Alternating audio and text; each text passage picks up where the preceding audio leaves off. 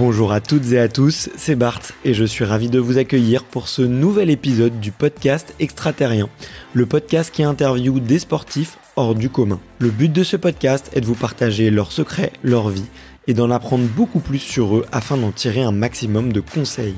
Donc si vous aimez le sport, l'aventure, le développement personnel ou que vous aimez simplement vous inspirer de personnalités remarquables, alors ce podcast est fait pour vous. Juste avant de commencer, j'ai quelques messages à vous faire passer. Si c'est la première fois que vous écoutez le podcast, je vous remercie d'être arrivé jusqu'ici. D'ailleurs, je vous recommande l'épisode avec Mathieu Torder qui a traversé l'Antarctique à seulement 27 ans. D'autre part, si vous ne le savez pas, j'ai beaucoup d'ambition avec ce podcast et je souhaite aller chercher des sportifs de plus en plus incroyables. Et j'aimerais vraiment interviewer vos sportifs préférés. Sachez que l'un des meilleurs moyens de les convaincre de participer, c'est notamment de leur montrer que vous êtes nombreux à adorer le podcast sur les réseaux sociaux et sur les notes iTunes.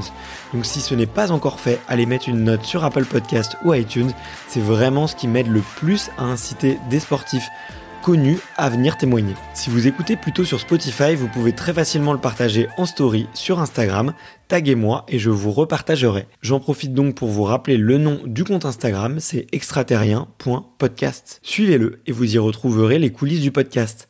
C'est aussi un excellent moyen de me faire vos retours et de me suggérer des invités. Enfin, j'ai aussi créé une newsletter que vous pouvez retrouver très facilement dans Google en tapant Extraterrien Newsletter. C'est le premier lien qui remonte. J'y partage des bons plans santé, matériel, préparation mentale, des livres, des documentaires qui m'ont beaucoup inspiré. Allez, je ne vous embête pas plus et je laisse place à mon invité du jour. Salut Benjamin. Salut Barthélémy. Tu vas bien ? Ça va très bien. Ouais. Écoute, il fait plutôt beau aujourd'hui. C'est agréable. Ouais, c'est une super belle journée. En tout cas, moi, je suis vraiment ravi d'être là aujourd'hui. Merci beaucoup de m'accueillir chez toi. Je t'ai découvert, pour expliquer un petit peu le contexte aux auditeurs, je t'ai découvert via LinkedIn l'année dernière, parce que tu avais été élu LinkedIn Top Voices. Donc en gros, ça veut dire les personnes un peu les plus influentes et celles qui communiquent le mieux sur leur réseau social. Et comme j'aimais beaucoup LinkedIn, du coup, je t'ai suivi. Ça fait plus d'1 an maintenant. J'ai regardé aussi tous tes autres réseaux et parce qu'en fait tu es le président d'une association qui s'appelle Cœur Handisport, qui est un média qui donne la voix au handisport français et international d'ailleurs, et tu le fais je trouve avec merveille. Tu partages des super contenus. Moi tous les matins quand je vois tes vidéos sur LinkedIn ou sur Instagram, ça me donne franchement ça me donne le peps quoi. Franchement, ça me donne un peps incroyable. Du coup, je suis hyper content. Donc, merci beaucoup de m'accorder un peu de temps et de pouvoir échanger sur différents sujets. Et j'en profite d'ailleurs tout de suite pour dire aux auditeurs de foncer tout de suite sur leur réseau social préféré, que ce soit Facebook, Instagram, vous tapez Cœur Handisport. Et sur LinkedIn, sinon c'est Benjamin Louis. Et franchement, vous serez pas déçus. Regardez ces derniers posts à chaque fois, c'est génial. Donc déjà, je voulais te remercier vraiment pour ça, parce que c'était je te vois très très régulièrement sur les réseaux et à chaque fois je trouve que ça me met du baume au cœur et j'ai envie de te repartager plus souvent. Je devrais le faire plus souvent d'ailleurs, et ça fait plaisir d'avoir des médias qui véhiculent des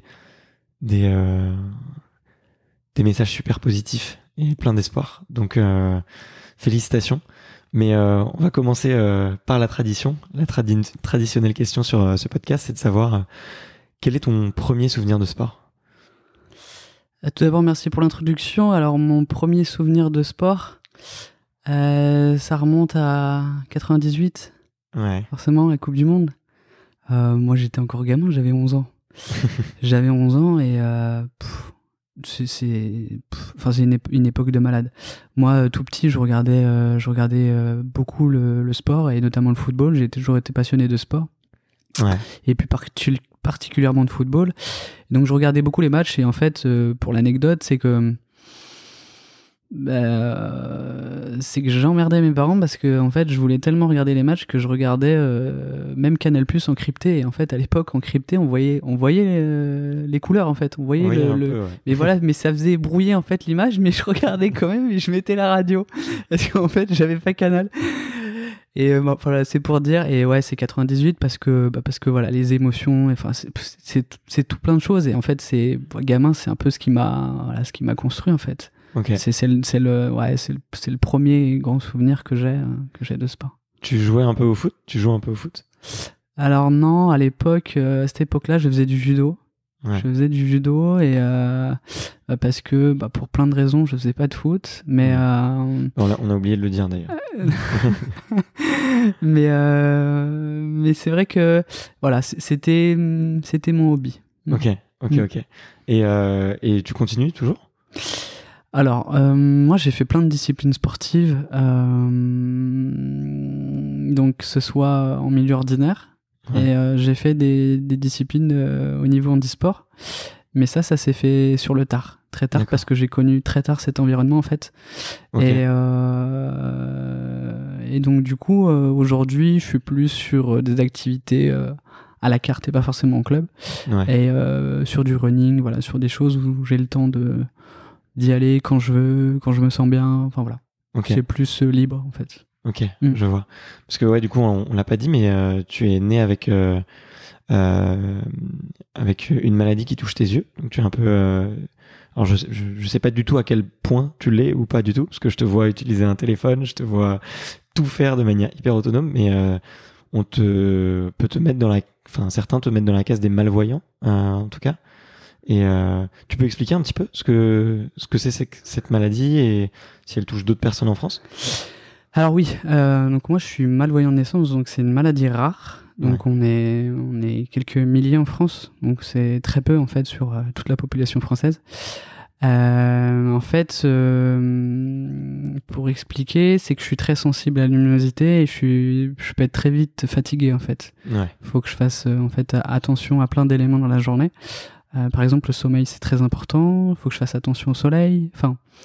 Et donc, effectivement, je peux être autonome, mais bon, j'ai besoin de compensation par moment, de logiciels, pour m'aider à être autonome, entre guillemets. Et là, pour donner un exemple concret, c'est vrai que on est face à face, mais c'est vrai qu'il y a un contre-jour avec les fenêtres derrière. Et du coup, en fait, je te vois, mais je vois pas ton visage. C'est vrai, mais on aurait dû changer de place. C'est pas grave. T'aurais dû me dire, on aurait dû changer de place. Non, mais parce qu'au début, ça allait, mais du coup, là, on est dans à force. Mais voilà, c'est pour donner un ordre d'idée, c'est que moi, par exemple, de loin, des personnes, je peux pas forcément discerner qui est la personne. Voilà, il y a plein de contraintes. C'est la plus grosse contrainte que je peux avoir et que tout le monde va comprendre, c'est que je n'ai pas le droit de conduire. Voilà, ça c'est la plus grosse des contraintes. Donc c'est vrai que moi je suis vraiment malvoyant. En fait, j'ai une reconnaissance. Donc administrativement, je suis reconnu. Donc voilà. J'ai une carte d'invalidité et j'ai aussi une reconnaissance, par exemple, de travailleur handicapé. Donc voilà. Mais malgré tout, c'est vrai que je suis assez autonome par rapport à beaucoup de personnes qui peuvent avoir une déficience visuelle, parce que dans la déficience visuelle, donc il y a les malvoyants, donc il y a un panel assez conséquent de malvoyants, et après il y a les non-voyants. Donc voilà, donc les non-voyants, ils sont plus ou moins tous au même stade, c'est que voilà, ils ne voient pas, donc ils peuvent voir juste des ombres, un peu comme nous. Si vous fermez les yeux et vous passez la main devant votre visage, s'il y a de la lumière, vous allez voir une ombre. Là, eux, c'est la même chose. D'accord. Voilà. Mais moi, on va dire que je m'en sors plutôt bien de manière générale. Mais j'ai été très agréablement surpris de voir à quel point t'étais.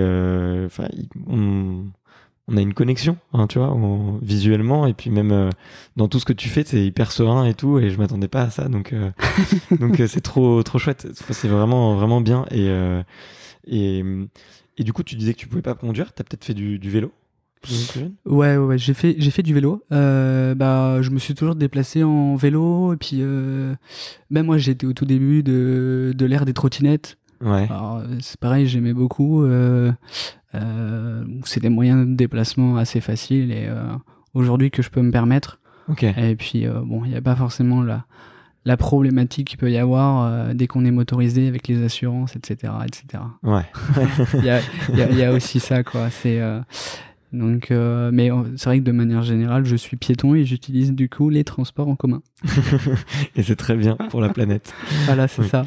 Ok, trop bien. Et tu peux nous dire un peu tous les sports que t'as fait Alors, Est-ce que tu as préféré ou est-ce que tu as eu le plus de sensations et tout? Je suis curieux, je suis curieux de plein de choses par rapport à ça.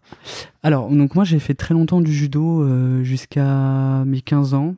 Et, avec des enfants en milieu ordinaire. Ok. En fait, j'ai très longtemps fait en milieu ordinaire, je ne connaissais pas le handisport, donc je pratiquais dans un club dans les Yvelines. Et j'ai atteint un très bon niveau.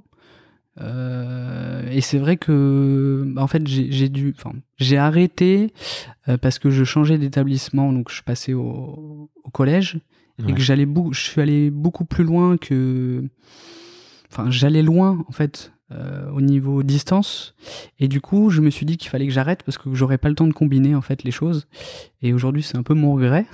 Okay. Parce que c'est vrai que je connaissais pas le milieu handisport et que finalement j'aurais pu peut-être tendre à aller beaucoup plus loin et peut-être avoir une carrière de sportif de haut niveau, mais au niveau paralympique. À l'époque, vu que je ne connaissais pas, je n'avais pas forcément cette ambition parce que je ne connaissais pas.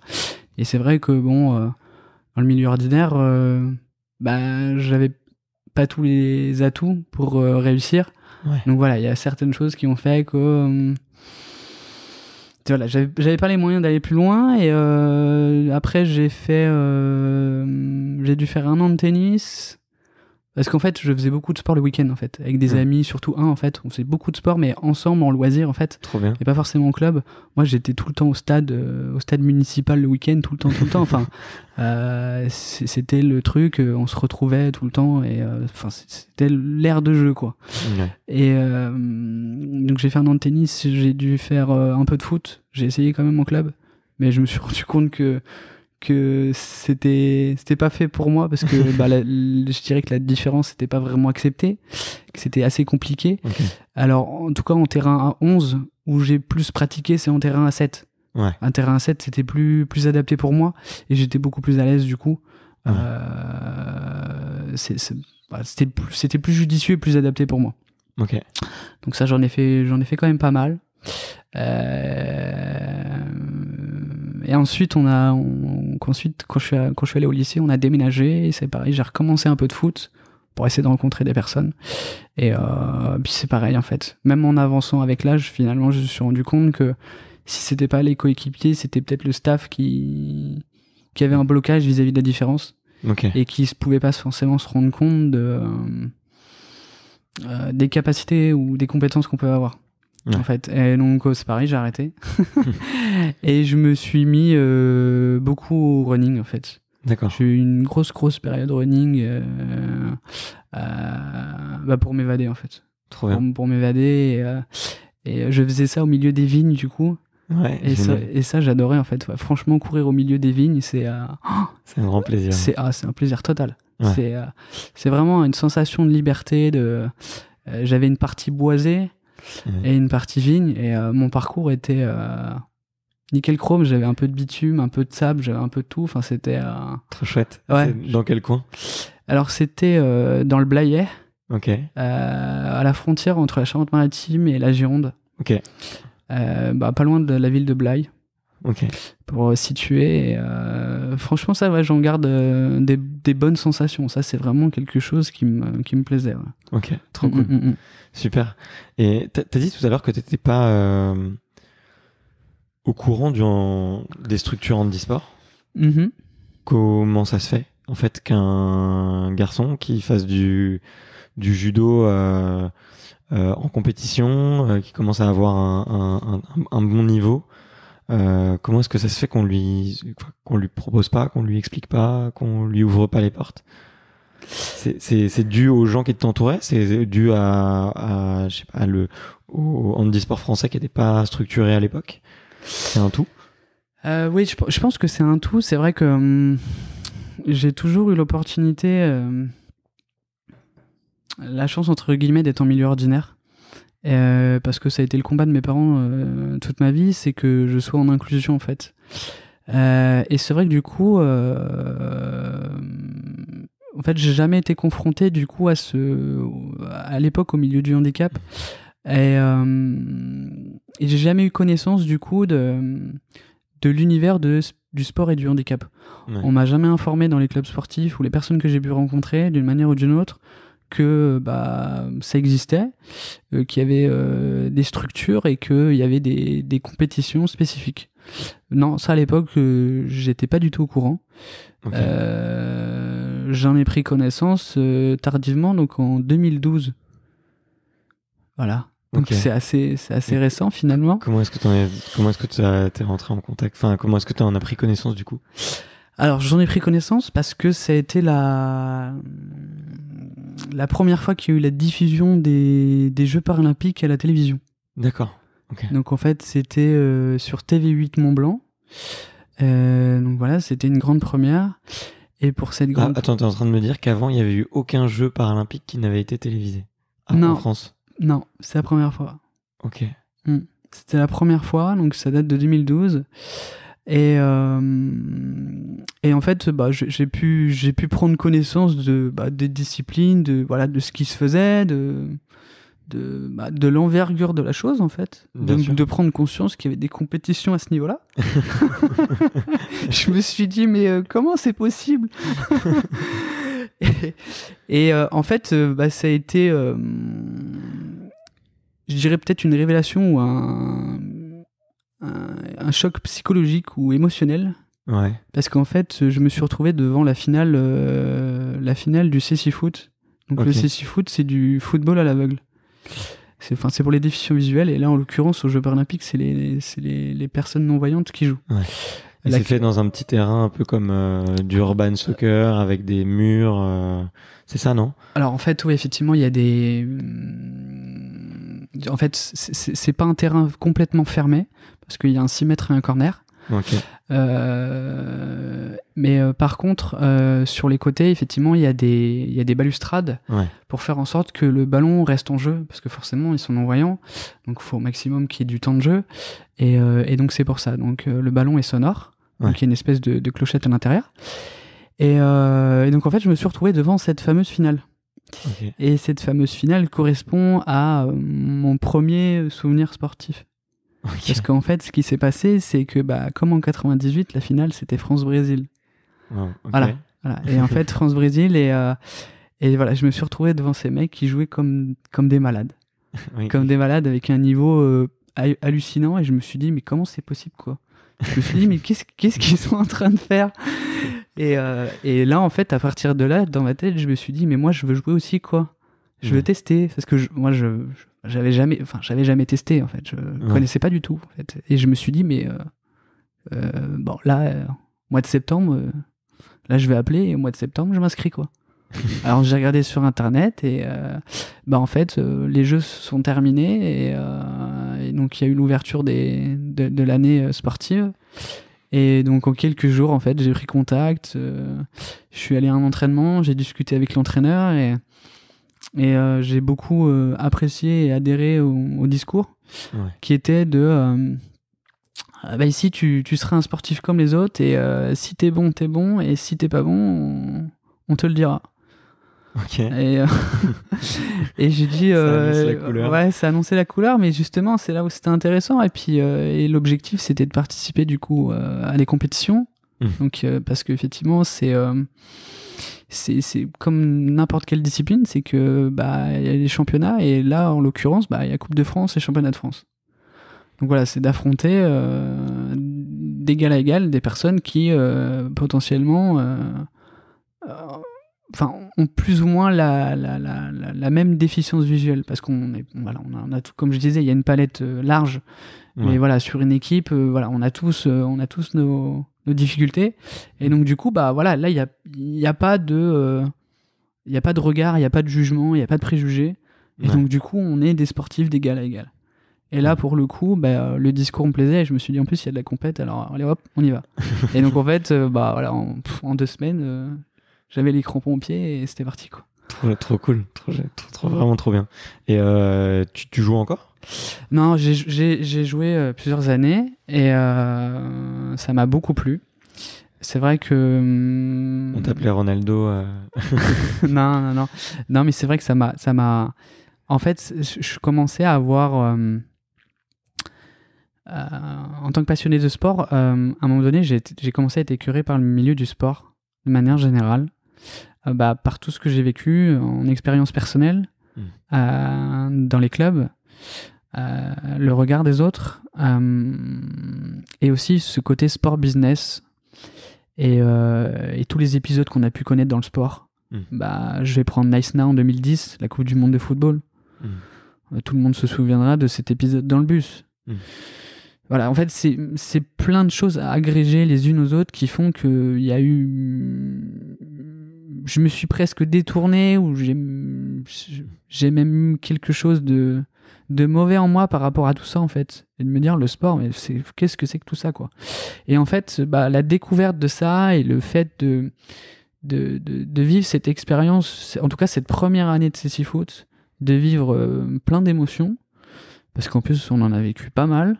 Pour la première année, ça a été très fort, parce qu'en fait, il s'est avéré qu'on s'est retrouvé en finale de la Coupe de France, et alors que c'était un peu inattendu.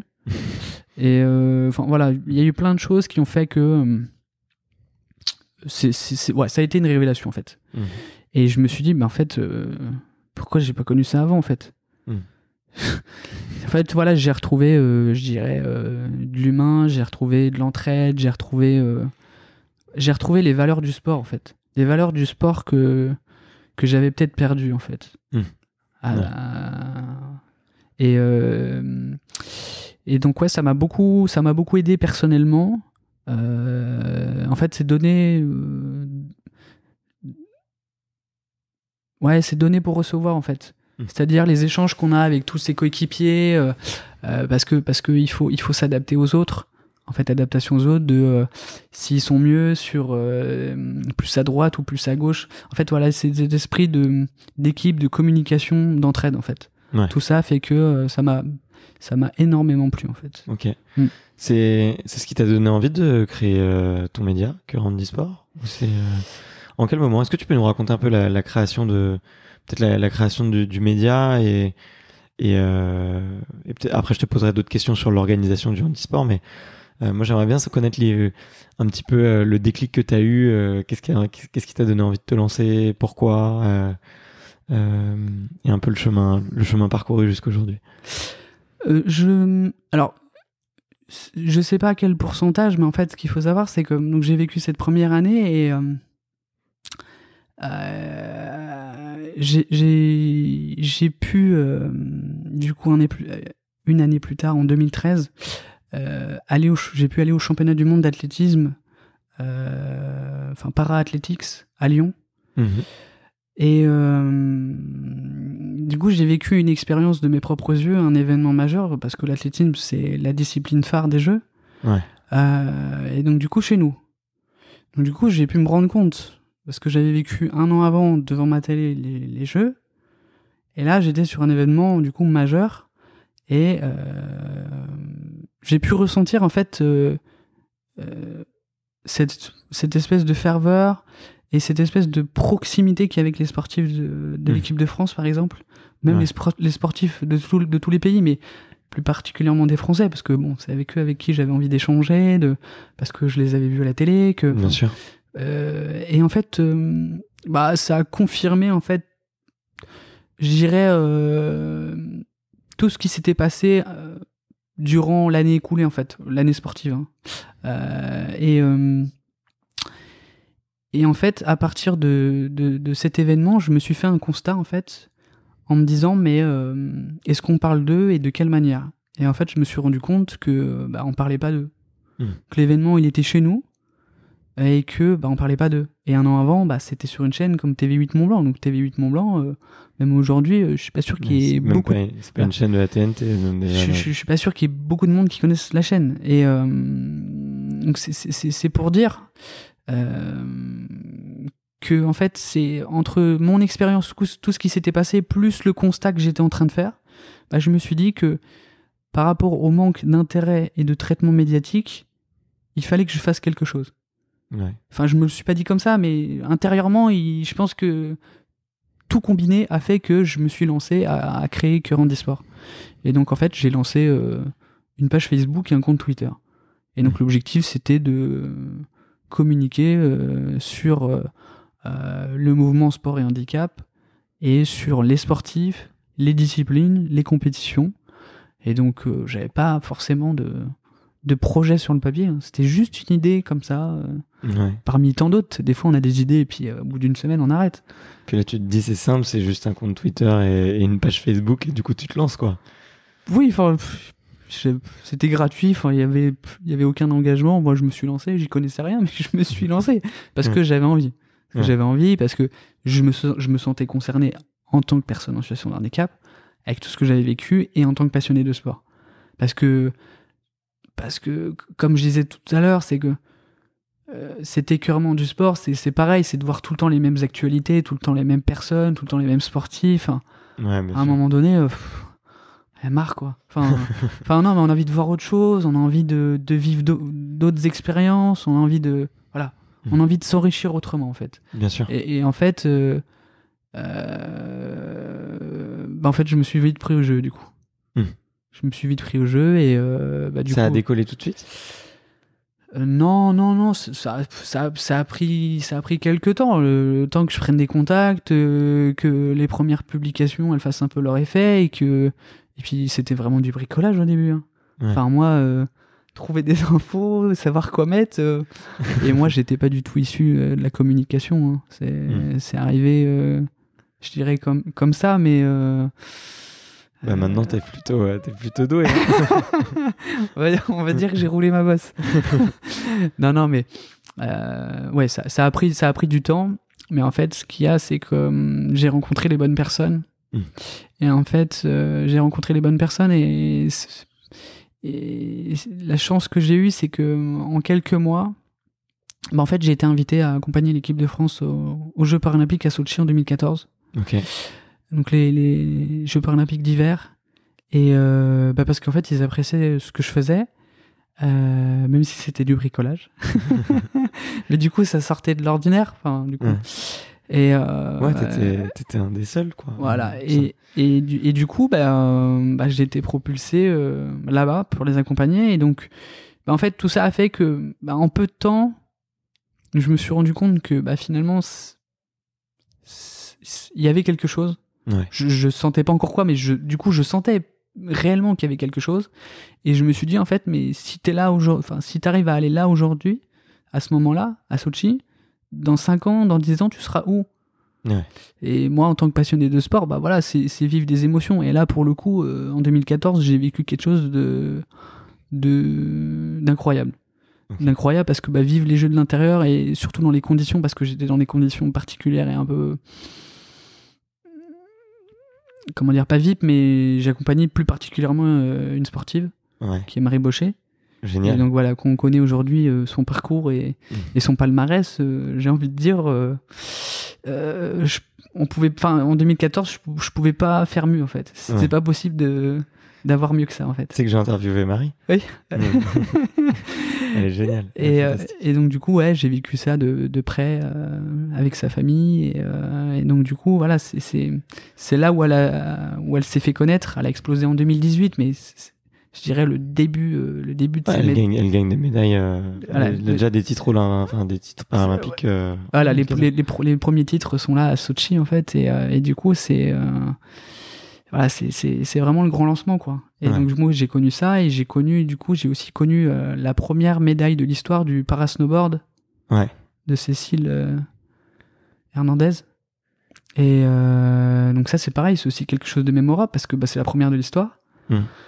Et donc du coup j'y étais.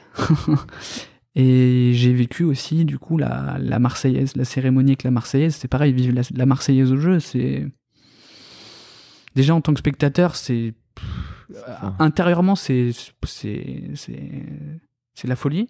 Alors j'imagine qu'on est sur le podium, j'ose même pas imaginer. Je préfère même pas. On tomberait dans les pommes, nous. ouais, non, mais ça doit être fou, ça doit être totalement fou. Et encore, c'était les Jeux d'hiver, donc j'imagine les Jeux d'été, c'est encore plus. Ouais. Donc, mais ouais, non, vivre les Jeux, c'est pour ça, avec les échéances à venir, notamment 2024. Mais c'est vrai que 2014, c'est vrai que faire un classement après sur toute ma vie des événements sportifs et autres, c'est compliqué, mais celui-là il est très très fort. Ok. Et qu'est-ce qui vient te chercher à l'origine? C'est une fédé en particulier? C'est le comité paralympique? C'est Non, c'est le sponsor de Marie Bochet. D'accord, ok. Et qui vient te voir pour communiquer avec Marie et autour du... Alors, c'était plus globalement sur les Français. Hein. Ouais. C'était plus globalement pour les Français, mais du coup... C'est trop bien qu'ils aient fait ça, je trouve. Ouais. C'est des gens avec qui tu gardes un bon contact maintenant? Un peu moins, mais c'est vrai que... Et tu me diras, là, cette année, c'était un peu ouais, voilà, je les creux total. Quoi. Je les remercierai jamais assez, parce que c'est vrai que c'est une expérience unique. Ouais. Totalement unique, et surtout dans le cadre dans lequel on l'a fait. Je suis pas sûr qu'on puisse le refaire d'une manière ou d'une autre, parce que tout ce... Comment dire, il y a de plus en plus de codes. Le mouvement paralympique suit de plus en plus le mouvement olympique, et donc du coup ce qu'on a fait était unique, et ouais, je pense que je suis même pas sûr que ça puisse se refaire dans un tel cadre. Ok, d'accord, ouais, parce que effectivement c'est de plus en plus normé. Et... Ouais. Ok. Bah, vis-à-vis des médias et vis-à-vis aussi des marques. Ouais, des marques, des sportifs, et aujourd'hui, voilà, faut les protéger, et enfin voilà, il y a plein de choses qui rentrent en compte, et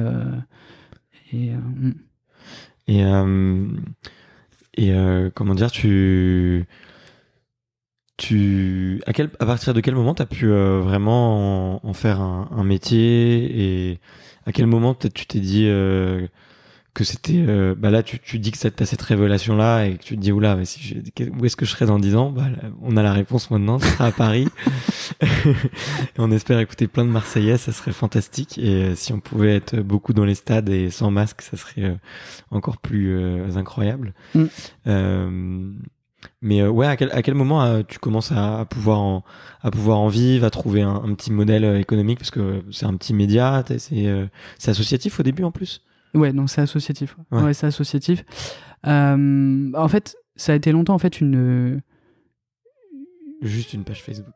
Non, en fait, c'était c'était une page Facebook et un compte Twitter, mais c'était une initiative personnelle en fait. Ouais. En fait, ça n'avait rien d'officiel en fait. Ouais. C'est moi qui ai lancé ça, et j'avais aucune perspective et aucune envie d'en faire quelque chose de particulier. Enfin, j'avais envie de faire quelque chose, j'ai fait, mais sans faire de plan, sans faire d'objectifs particuliers.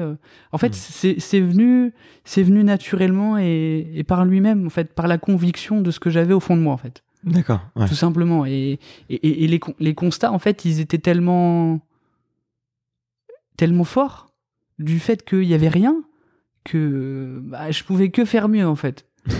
Forcément. Donc même si c'était du bricolage, c'était bien en fait. Ouais, bien sûr. C'est ça en fait qui est fou en fait quelque part.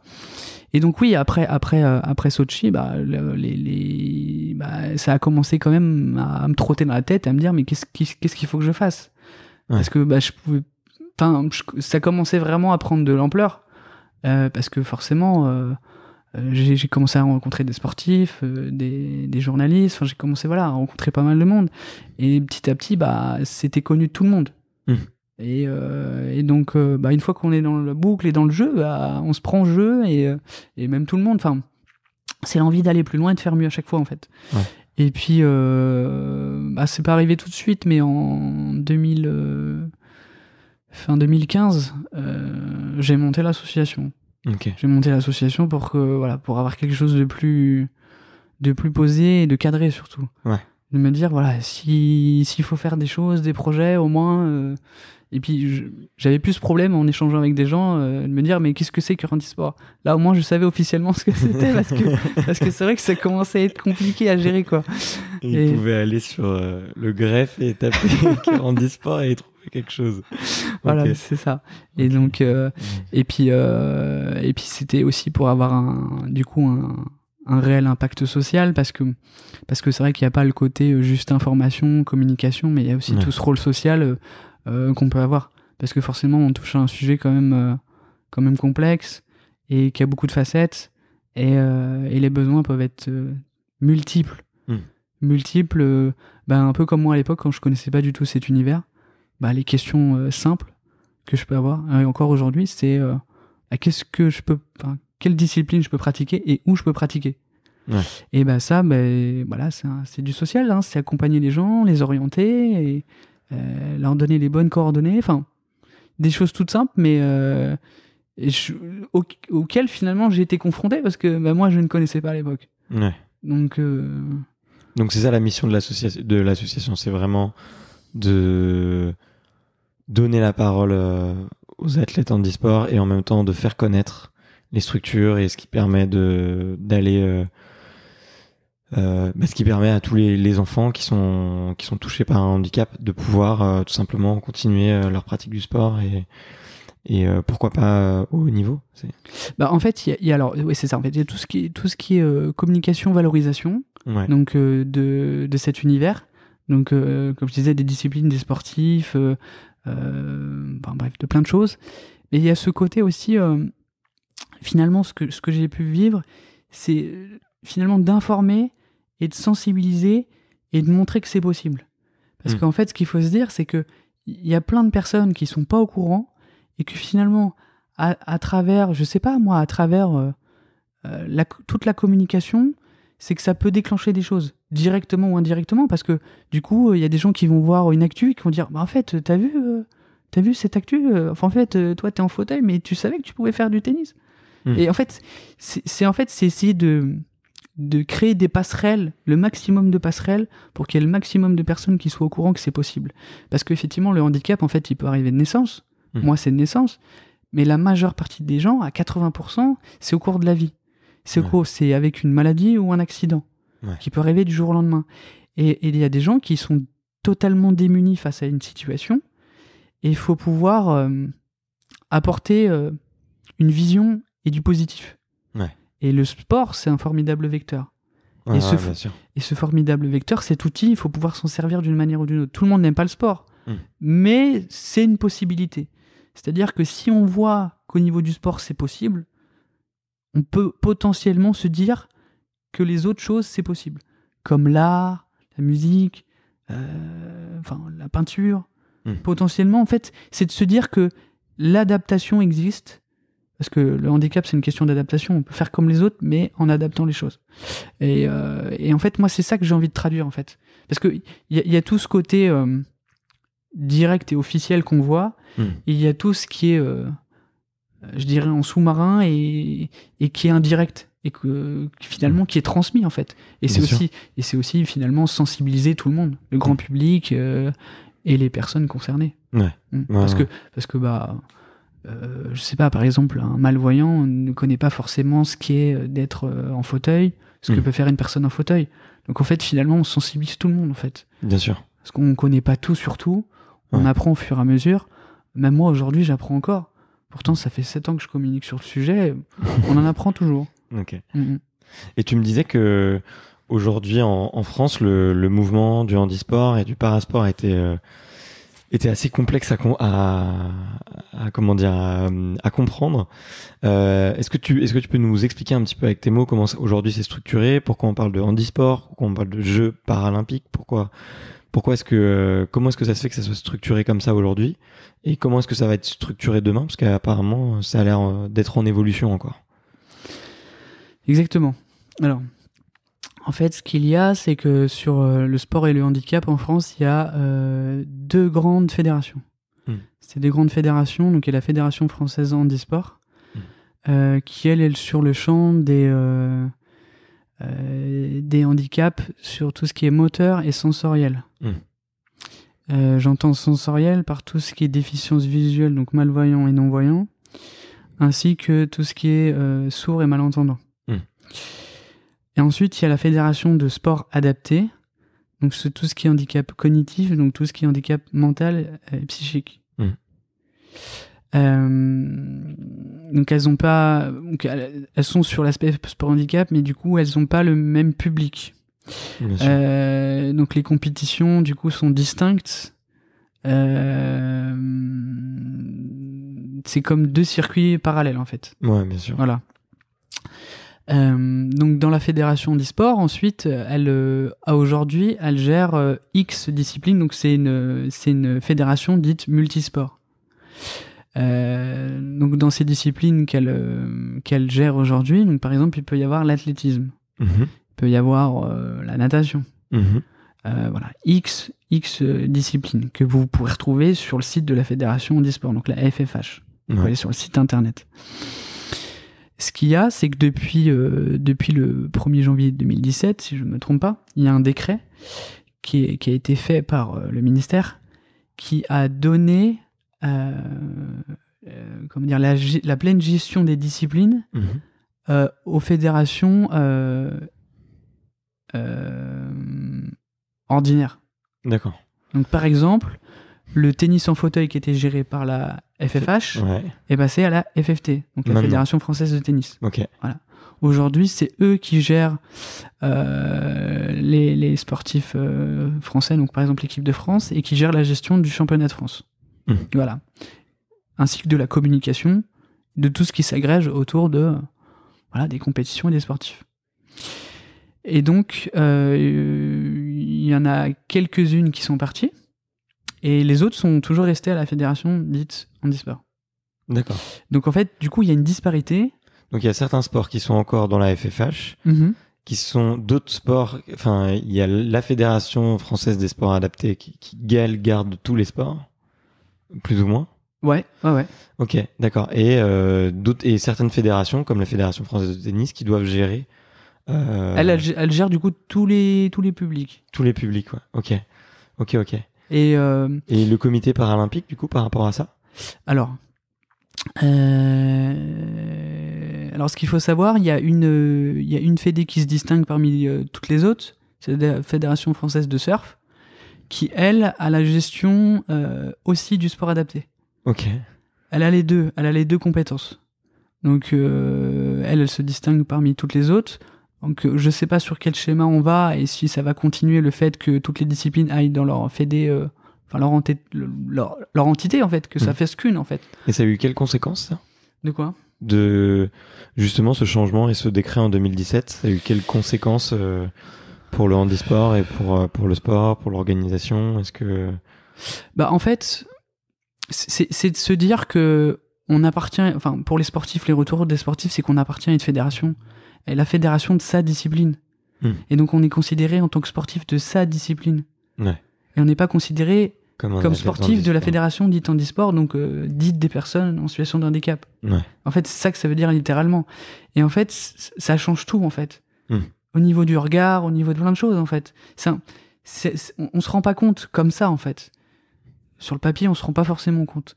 Mais en échangeant et en analysant les choses, finalement... je trouve que c'est beaucoup plus cohérent. Personnellement, je trouve que c'est beaucoup plus cohérent. Et pour le projet à long terme et le projet 2024, c'est comme ça que ça devrait fonctionner, en fait. D'accord. Ça devrait fonctionner. D'ailleurs, il y a un sportif qui l'a dit au niveau du triathlon. Il a dit, j'ai reçu ma nouvelle licence. C'est marqué triathlète.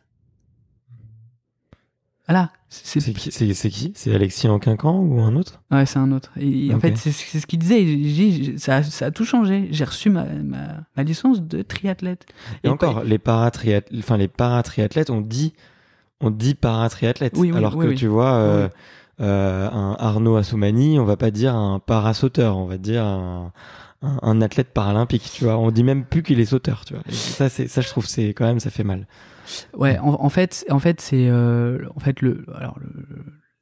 para, en fait, on l'a mis pour harmoniser et je dirais dans la construction du parcours Paris 2024. Ouais. C'est pour que il y ait une cohérence, une harmonie.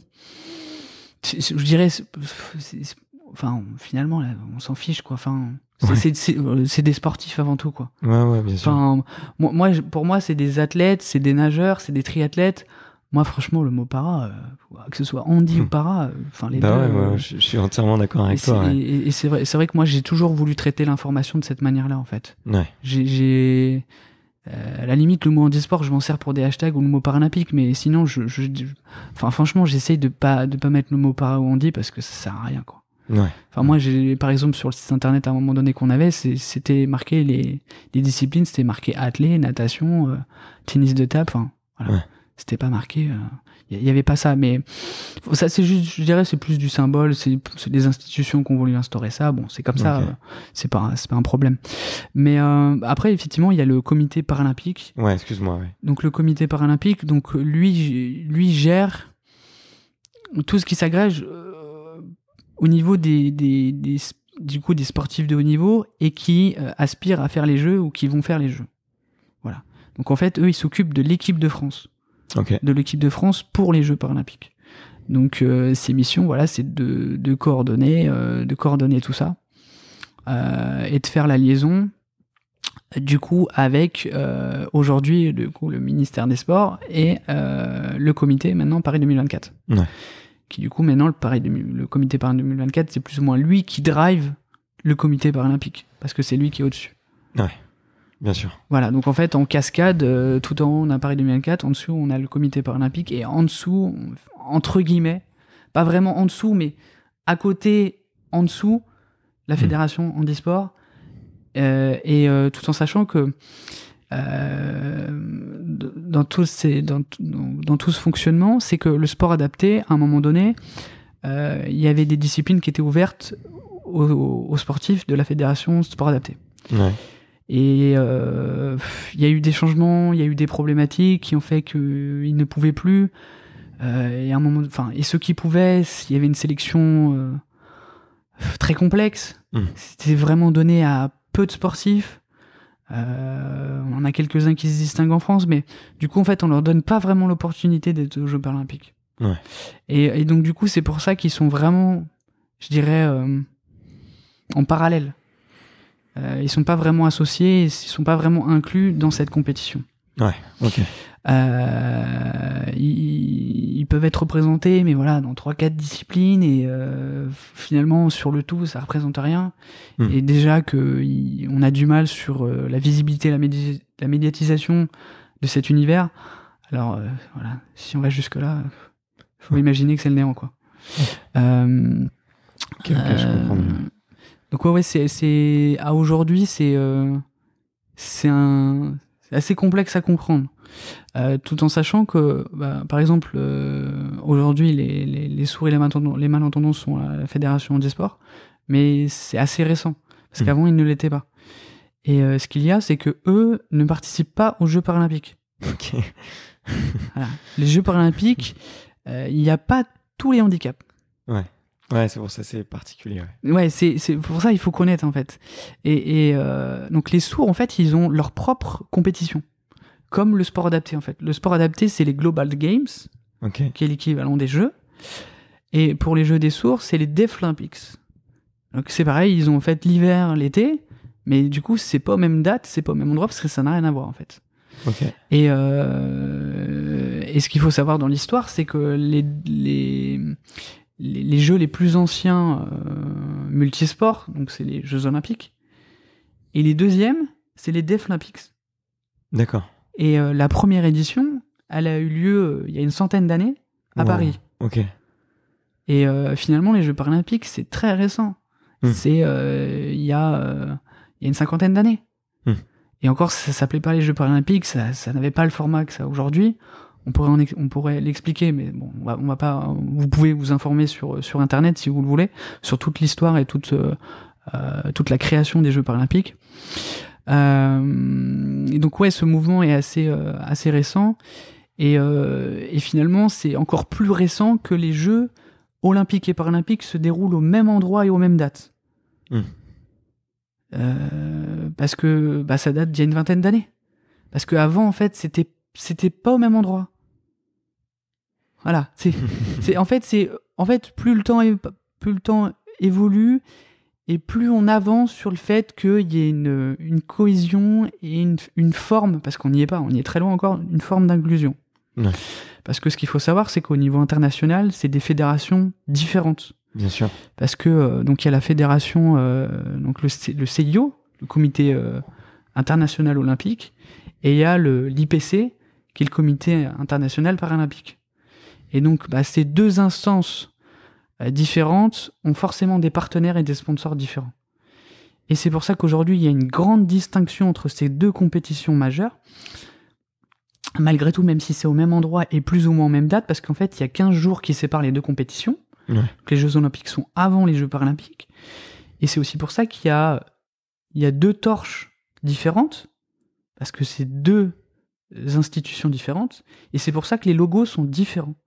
Aux Jeux Paralympiques, il y a les agitos, donc c'est comme des virgules, il y a du rouge, du vert et du bleu. Nous, en fait, on n'a pas les anneaux olympiques, parce que les anneaux olympiques appartiennent au CIO, c'est une marque déposée, c'est un logo déposé. Et donc nous, en fait, ça prouve bien en fait la distinction qu'il y a vraiment entre les deux compétitions. Ok. Voilà. Et merci beaucoup. En tout cas, j'étais pas du tout au courant de tout ça, tu vois. Là, tu me fais une leçon sur ces sujets-là. C'est top, quoi. Voilà. Et donc c'est vrai que ça me semble hallucinant. Mais et c'est vrai qu'on fait vite l'amalgame des choses. Par exemple, aujourd'hui, quand un journaliste ou un média dit para-olympique, ça n'existe pas. Les Jeux para-olympiques, ça n'existe pas. C'est les Jeux olympiques et les Jeux paralympiques. C'est pas la même chose. Les Jeux olympiques, c'est ouvert à tous les sportifs. C'est 2 marques, 2 entreprises différentes. Voilà, tout à fait. C'est vraiment 2 institutions différentes qui fonctionnent pas de la même manière. D'ailleurs, pour donner un exemple concret, à une compétition, d'ailleurs, j'avais fait un article, ça avait fait le tour d'internet, ça avait été repris par plein de médias. C'est un sportif je crois que c'est des championnats d'Europe de natation, si je me trompe pas. En fait, il avait un tatouage, et c'était le tatouage des anneaux. Et en fait, ce sportif a été disqualifié parce qu'en fait, on voyait les anneaux. Parce qu'en fait, il s'avère que dans toutes les compétitions para, on n'a pas le droit d'avoir les anneaux. On n'a pas le droit de les voir. Vu que c'est une marque déposée, eh ben, il peut y avoir des conflits, des gros problèmes. Et donc, du coup, ce sportif a été disqualifié. Et donc, c'est là aussi où j'ai pu faire un peu de pédagogie, dire que il a été disqualifié pour certaines raisons, en fait. Et voilà, c'est pour montrer, en fait, l'ampleur de la chose.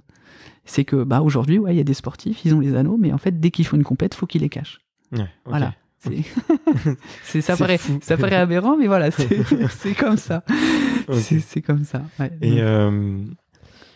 Et du coup, là, on vit une année hyper particulière. Les jeux sont décalés. On parle de 2021, on parle de huis clos, si ça a lieu, en tout cas. Donc c'est une année très, très, très particulière. On pourrait y revenir juste après. Moi, j'aimerais avoir ton point de vue par rapport à Paris 2024. C'est de longtemps, mais c'est demain. C'est ce que tu m'as dit quand on s'est eu au téléphone. Est-ce que pour toi, les choses, elles avancent dans le bon sens? Est-ce que tu penses que ça va être un grand événement aussi pour la France? Est-ce qu'on va être capable de rayonner, de faire rayonner autant les Jeux Olympiques que les Jeux Paralympiques? C'est un vaste sujet. Désolé, là je t'envoie une patate chaude. Et débrouille-toi avec ça. Mais non, mais on va commencer de manière factuelle. Qu'est-ce qu'on a mis en place? Qu'est-ce que les Jeux, qu'est-ce que Paris 2024 met en place pour l'inclusion de ces Jeux Paralympiques et des athlètes? Alors, ce qu'il faut regarder, c'est un peu dans le rétroviseur. Au préalable, je te dis on regarde devant et tu me dis on regarde derrière. Non, au préalable parce que l'introduire comme ça, faut comprendre, bien sûr, c'est des éléments qu'on n'a pas forcément dit encore. C'est que la première médiatisation est en 2012 sur une chaîne complètement annexe. En 2013, les championnats du monde étaient sur France Télé, mais sur France O. Donc c'est pareil. On en revient au même système. En fait, la vraie première grande médiatisation en France, c'est Rio 2016. Ouais. C'est il y a 4 ans. C'est tout récent. Ouais. Donc même 2016, il y a plein de gens qui sont... C'est sur France 2 un peu, non? Ouais. Oui, par contre, là, c'était sur France 2, France 3. Donc bon... Une belle opportunité. Voilà, mais bon, malgré tout, je dirais tout le monde ne regardait pas forcément, parce qu'il y a toujours les blocages, il y a toujours les préjugés. On est dans la société française en retard sur le sujet du handicap de manière globale. Et donc, même si le sport, c'est positif, voilà, c'est pas forcément donné à tout le monde de se poser, de regarder et d'assimiler tout ça. Ouais. Ça demande quand même un effort personnel et une sensibilité aussi, une forme de sensibilité. Donc, vu que c'est tout récent, ça veut dire qu'on a peu de pratiquants aussi. Bah, moi, je l'ai vécu à l'époque, mais même aujourd'hui, au niveau des licenciés à la Fédération des handisport, on est à 35 000 personnes. Sur tous les sports confondus. Donc, c'est rien, c'est peanuts. C'est peanuts. Alors, après, le chiffre est un peu altéré pour certaines raisons.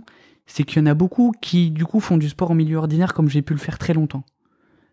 Soit parce que ils veulent procéder comme ça, soit parce qu'ils connaissent pas du tout le système.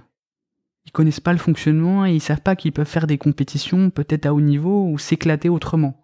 Ouais. Parce que forcément, quand on n'a pas forcément tous les atouts pour réussir, si on entreprend plus ou moins de faire des compétitions, on part pas sur un pied d'égalité, comme j'ai pu le vivre à l'époque. Je vais donner un exemple concret. Moi, il y a un sportif qui faisait du badminton. Je l'ai repéré. J'ai fait en sorte qu'il prenne conscience que même s'il jouait à déjà un très bon niveau en milieu normal, quoi, comme n'importe quel sportif dans sa fédération, que finalement, il pouvait changer de dimension et aller à l'international. Ouais. Et finalement, le virage, on a réussi à le prendre et aujourd'hui, il kiffe, en fait. Mais ça a demandé un processus parce qu'au début, il voulait pas le voir comme ça au début. Au début, son idée, c'était de se dire, mais je vais pas faire du sport pour personne en situation de handicap. Je le suis pas. Moi, je le suis pas. Je peux faire comme tout le monde. Mais ouais, c'est le premier réflexe qu'on a, en fait. Parce qu'en fait, on sait pas. Et donc, en fait, la communication va amener à faire prendre connaissance et conscience à plein de gens qui, du coup, vont avoir l'envie de se lancer dans de la pratique. Ouais. Mais vu que c'est tout récent, du coup, l'engouement, la médiatisation qui du coup, est qu'à son début, et c'est pareil, c'est du bricolage, entre guillemets, tout ça fait que le projet 2024, il part déjà de loin, quoi. Ouais. Enfin, en tout cas, sur l'aspect Jeux paralympiques. Hein. Et il y a d'autres pays qui sont un peu plus en avance que nous sur les sujets du handicap et du sport ?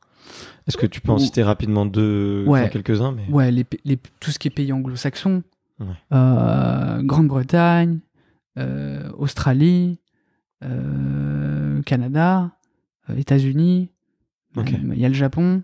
Ouais. Ces pays-là, ils sont beaucoup plus vertueux et plus ouverts sur le sujet que nous, de manière générale. Donc forcément, ça facilite les choses sur tout ce qu'on peut faire dans la vie, en fait. Sur les loisirs, sur l'emploi, sur tout, en fait. Et du coup, ça aide à faire des projets. Et l'exemple concret, c'est la Grande-Bretagne avec Londres 2012. Ouais. Londres 2012, ils ont réussi, en fait, à faire de construire un vrai projet sur les Jeux paralympiques, d'impacter largement au niveau international. Et c'est ce qu'ils ont réussi à faire. En fait, pour eux, ça a été un tremplin. Et on voit aujourd'hui, 8 ans plus tard, que finalement, ils ont réussi à se servir de tout ça, de cette réussite, pour construire à long terme un peu... ils ont construit un modèle, en fait. Ils ont construit un parcours pour, par exemple, pour les sportifs, et notamment une reconnaissance de ces sportifs. Aujourd'hui, il existe une vraie reconnaissance de ces sportifs chez eux. Moi, je le vois à travers les médias et à travers les réseaux sociaux de ces sportifs, comparé à nous. Parce que nous, on n'a pas encore vécu ça. On n'a pas encore vécu ça, et donc du coup, aujourd'hui, nos sportifs ne sont pas au niveau de la reconnaissance. Ils sont presque pas au stade de sportif, en fait. On va parler d'eux quand il y a vraiment quelque chose d'important, notamment quand il y a les jeux. Mais en dehors des jeux et en dehors des sportifs de haut niveau, en tout cas des personnalités du milieu du sport, il n'y a pas de visibilité. Ça n'existe pas aujourd'hui. Et c'est ça toute la complexité, c'est que on va se retrouver à organiser l'événement majeur international. Et ce qu'il faut se dire, c'est que on manque de pratiquants, donc potentiellement de sportifs de haut niveau, qui potentiellement iront chercher des médailles. Et le grand public ne connaît pas ces sportifs, ne connaît pas les disciplines, ne connaît pas le milieu du handicap. En si peu de temps, ça fait beaucoup de choses à faire assimiler aux gens, quoi. Quand on connaît la place du sport dans la société française, quoi. C'est en prenant toutes ces données qu'on se dit qu'on part de loin et que on part pas avec un avantage, quoi. Mais on met des choses en place. Alors, il y a quand même des choses qui sont mises en place. Ouais, on essaye de mettre des choses en place. C'est vrai que la diffusion des Jeux paralympiques en 2016 à Rio, 100 heures de direct, voilà, c'était l'inédit. On est passé sur vraiment quelque chose de bien plus conséquent. Il commence à y avoir maintenant, même s'il n'y a pas forcément de compétition à la télé, il y a davantage je dirais, de reportages sur ces sportifs. On met en avant davantage de personnes qui entreprennent des choses dans le milieu du sport et du handicap. On essaye de les mettre en avant. Ceux qui sont le plus vertueux, c'est les médias locaux. Ouais, voilà. Okay. Par exemple, je dirais le média le plus vertueux, c'est Ouest France. Okay. Ouest France. Eux, sur le sujet, ils ont pas une expertise, mais voilà, il y a quelqu'un qui connaît bien le sujet depuis plusieurs années, et ils font vraiment un effort sur l'édition et l'information sur le sujet. Ouais. Par contre, à très grande échelle, il y a encore beaucoup d'efforts à faire. Donc ça évolue, heureusement, mais je dirais pas assez, et notamment dans l'optique de Paris 2024. Ouais, ok. Je pense qu'on est en capacité de faire plus. Ok. Et cette année, c'était une année un peu particulière. Il n'y a pas eu beaucoup d'actu sportives. Ouais. Il y a quelques actus dont tu voulais me parler d'ailleurs. C'était quoi un peu les grosses actus dans le handisport cette année en 2020, malgré le coronavirus, le confinement et cet arrêt des compétitions? C'est vrai que c'est rude pour les sportifs. Ouais. Pour tous les sportifs, parce que c'est vrai qu'aujourd'hui la pratique sport handicap, c'est important pour plein de raisons, parce que c'est un lien social, ça permet de s'évader, et ça s'associe à la santé, le sport santé, et ce public-là en a vraiment besoin. Et donc une année compliquée comme celle-là, il y a des gens qui ont perdu le fil, et forcément quand on a des maladies, quand on a des maladies chroniques, et ça peut entraîner plein de choses. Et c'est pour ça qu'en fait le sport, ça prend une place importante, voire très importante pour certaines personnes, même si c'est que du loisir du dimanche. On se rend pas compte, mais rien que le fait d'aller courir un petit peu, ou même de faire de la marche nordique, c'est très bon, quoi. Et c'est important, et notamment pour les sportifs de haut niveau, parce que les sportifs de haut niveau, eux, ils aspiraient effectivement à faire les jeux de Tokyo.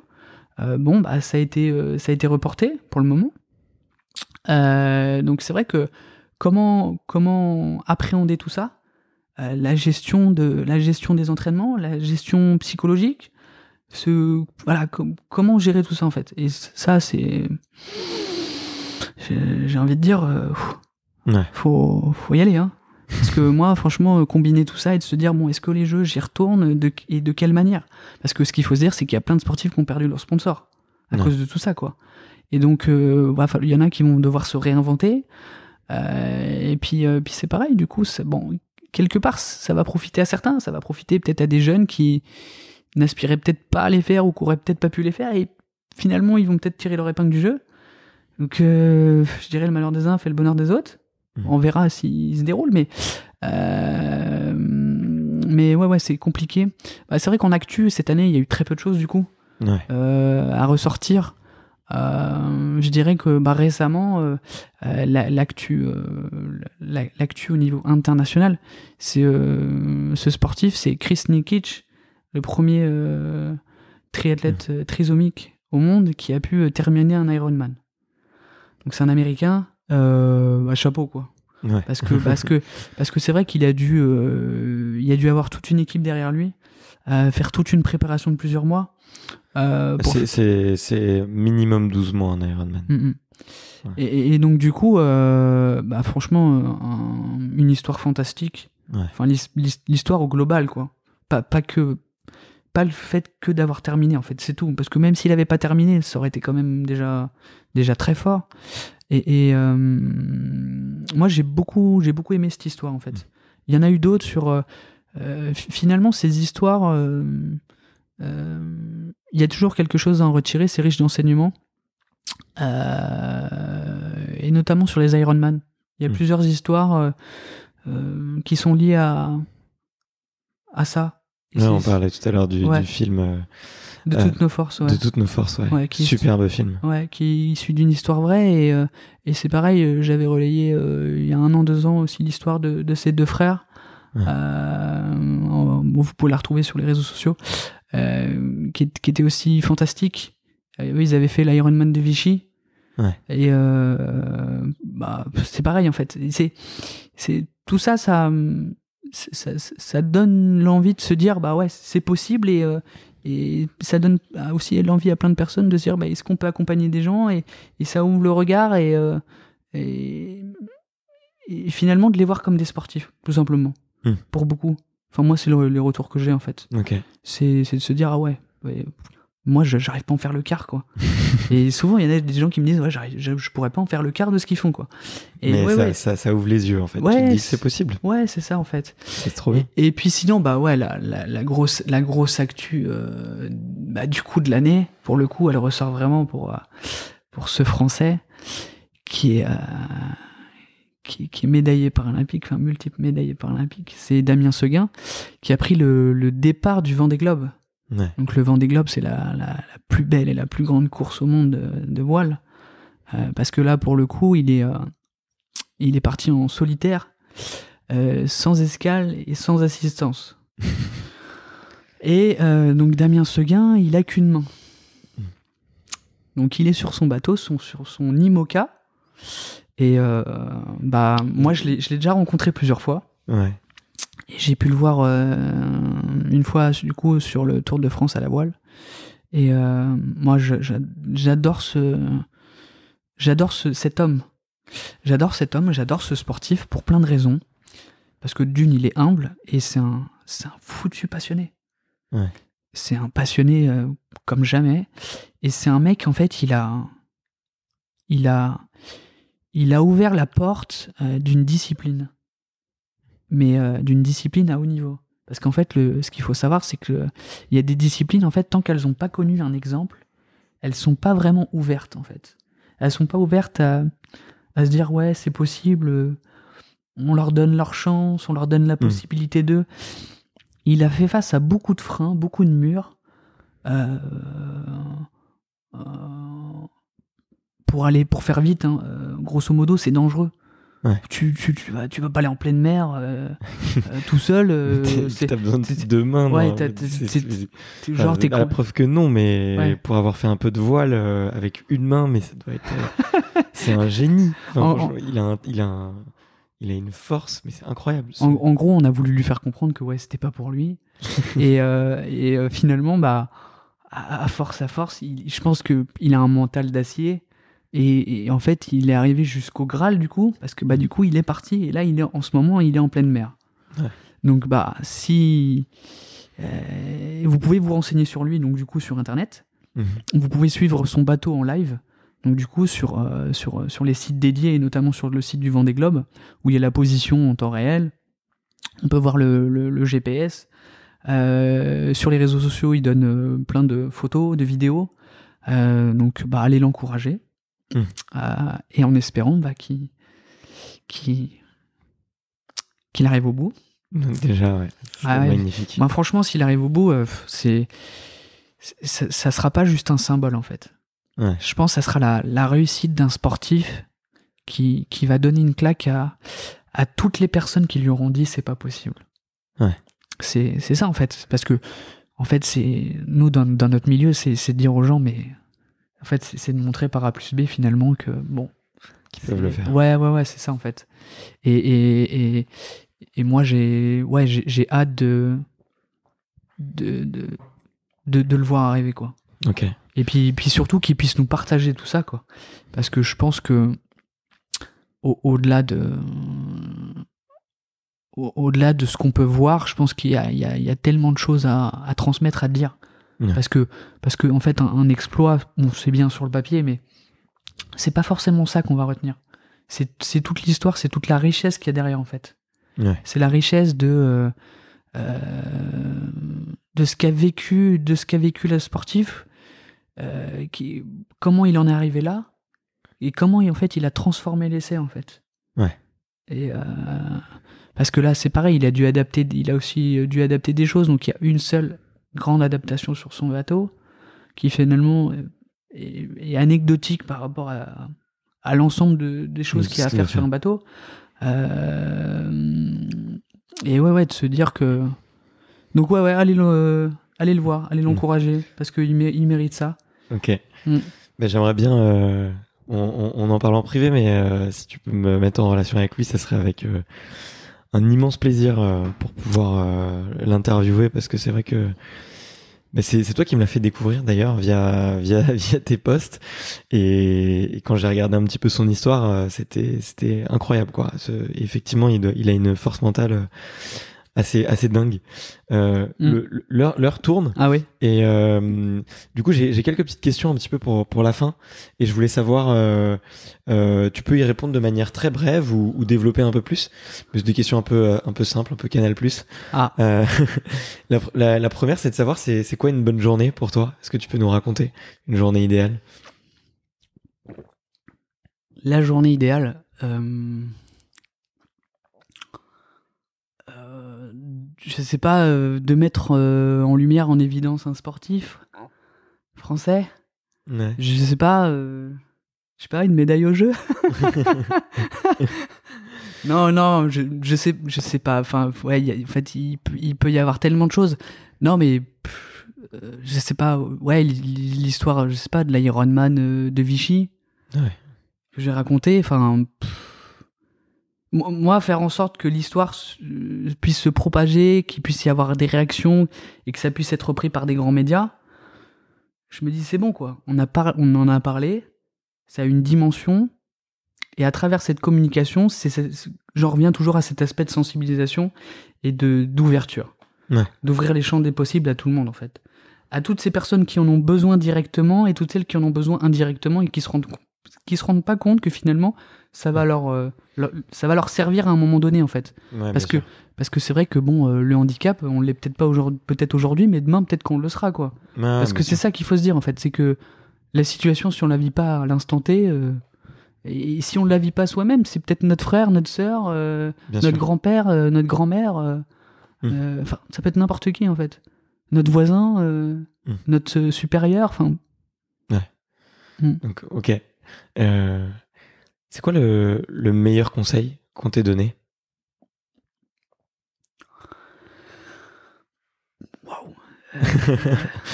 Le meilleur conseil. Allez, il y en a peut-être pas. C'est pas le but, c'est pas forcément de dire le meilleur, mais peut-être un conseil qu'on t'a donné et qui t'a marqué et qui t'a permis de débloquer une situation. Là, je pense que dans la traduction, crois en toi. Tout simplement. Voilà, et c'est déjà pas mal. Ouais, c'est déjà beaucoup. Hein. C'est pas permis à tout le monde. Hein. Ouais. Est-ce qu'il y a un livre ou un film que tu as vu récemment et que tu recommandes à tout le monde?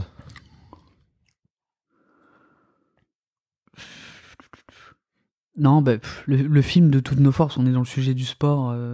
Ouais. Enfin, pour moi, hein, c'est parce que c'est vrai qu'il a eu beaucoup moins d'impact médiatique qu'Intouchable. Et donc, vu qu'on est sur le sujet du sport, et franchement, c'est vraiment un film qui m'a vraiment marqué. Ouais. Ah, il est chaud. Ça m'a, en connaissant l'histoire et l'envie qu'ils ont eu de trouver l'acteur principal. Ouais. Ça a demandé plusieurs mois d'investigation. Donc, ouais, non, ce film, si vous l'avez pas vu, regardez-le tout de suite, quoi. Ok. Après, en livre, il y en a plusieurs, mais il y a des sportifs en situation de handicap, des sportifs paralympiques qui sortent des livres, ou sinon des livres sur le sujet. Si vous voulez vous renseigner sur le sujet, il y en a plein. Il suffit de chercher. J'en ai pas plus un que les autres. Ok. Non, pas particulièrement. Ok. Et ça marche. Est-ce qu'il y a une question que tu aurais aimé que je te pose durant cette interview? Est-ce qu'il y a un sujet qu'on a oublié?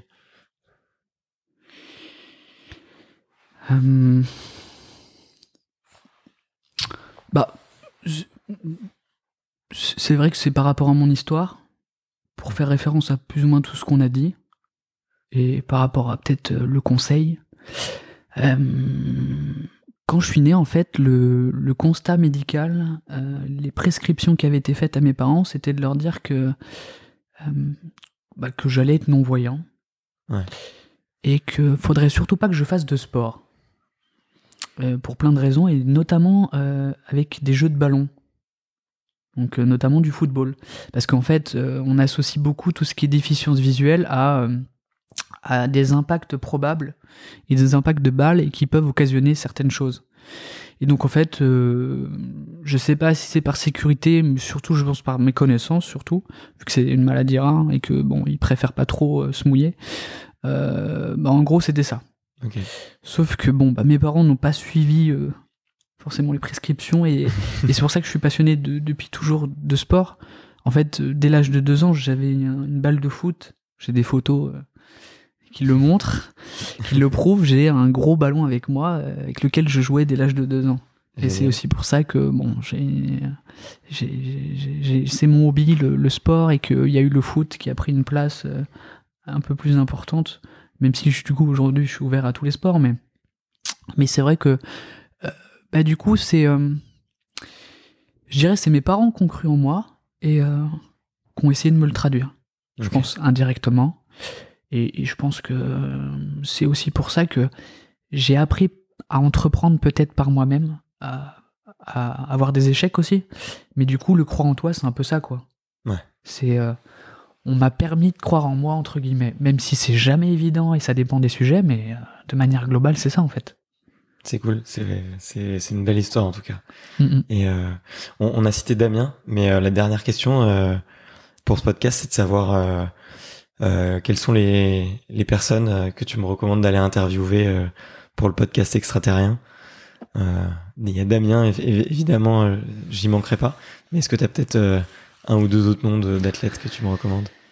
Ouais, j'ai regardé. J'imagine que toi, t'en as plein. Ouais, non, mais j'en ai plein, mais c'est vrai que il y en a un, c'est la génération 2024, et d'ailleurs,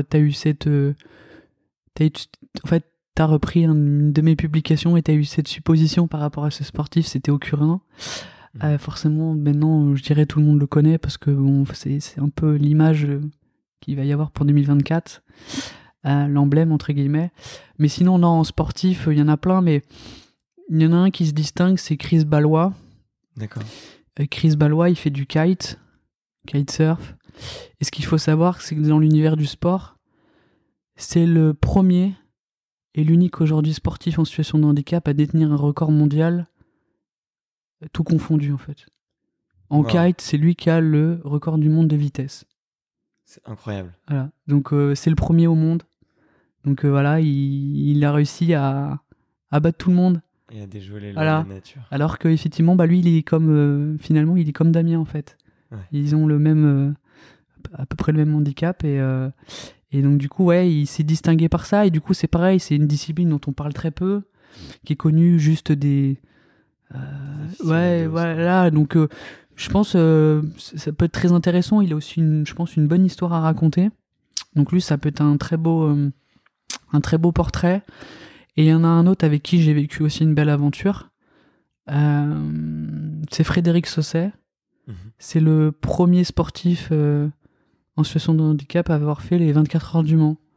Okay. Donc lui, il est quadri-amputé, donc il a ni de bras ni de jambes, et il a fait les 24 heures du Mans. Incroyable.